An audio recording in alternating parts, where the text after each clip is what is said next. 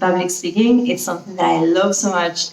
Preparing and helping others to improve this aspect in our lives is so important. Communication skills are so important. And it's not only about speaking, it's how you speak. And it's how you handle situations of hard conversations or circumstances where you have to be like in a more neutral space. When somebody is speaking to you, maybe you don't agree, how you handle that situation. So, for example, and for today, one of my favorite ever public speakers was Martin Luther King, a remarkable speaker, public speaker, maybe also because, his background, he was from Alabama, and this in Georgia, and this is in the southern states of America. And back then in America, there was a lot of racism.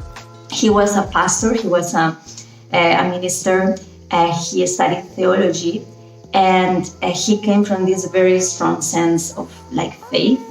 From there, he spoke. He spoke from a very clear sense of what he wanted to see in the world, and also his speech, I Have a Dream, that to me is one of the best speeches I've ever listened to. If you analyze the speech, if you listen to them, there are certain words that are from that period of time, and also about the movement, the civil rights movement, and the things that were going on when this happened with white men and black men, like the segregation and all of that was going on back then. And how society responded. King's speech is very close to like a song, because there are these kind of parts of the speech that really rhyme all the time, and it's like a chorus of a song. So it creates this kind of hypnotic effect as well, because he's repeating all the time the same ideas, he's repeating them all the time. So that creates this effect on the audience, coming always back to I have a dream, I have a dream. And also the way he spoke was, he spoke from the very core of his being and different aspects. But to me, what was most representative is the sense of purpose, of inner purpose that you can feel in his voice. So he was very focused in, I want to spread this message. This is this idea. I want to spread this idea in a single way. And he was very focused in giving, in the audience, in how to reach the audience, not in himself, but in the audience. So this idea of purpose is about giving to others, something that comes from you, like emotionally and strongly. So in a way, from him, we can learn a lot about how to become very good public speakers, just learning about his life, learning about who he was as a person, a little about his biography, and then exploring a little bit about that moment in America, what happened, to really get into what was the feeling of being there, listening to him. If you can get a sense of what was happening, and also how remarkable it was that he used this idea of nonviolence, of non-confrontation against oppression.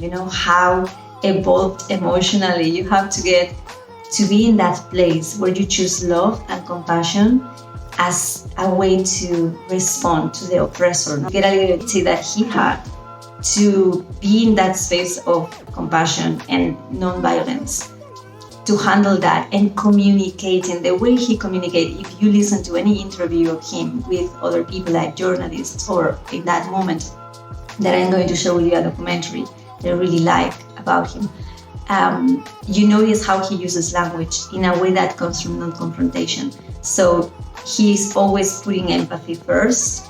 He's always trying to understand the other person, like putting himself in the other person's shoes, even in the oppressor's shoes, and trying to understand and trying to give this compassion first, even when he was not treated maybe with the respect. No? He actually won the Nobel Prize for this approach of nonviolence and this specific social movement in this context. A beautiful thing to come back and remember him and connect with this idea of public speaking from this place. And every time that you have a presentation or a conference or any situation where you have to speak to an audience, come always back to this idea of Martin Luther King. I kind of do it many times, like coming back to this idea of purpose, that you're speaking for something greater than yourself, that you're speaking for a cause, you are giving yourself to something greater.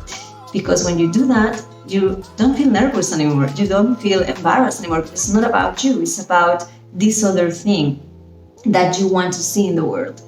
This dream you have, you have a dream and you want to make it happen. So this is the beautiful magic of Martin Luther King, and this is kind of the first speaker, the first American voice that I want to share with you, sons. Just listening to him, just listening to his speech and immersing yourself in his life.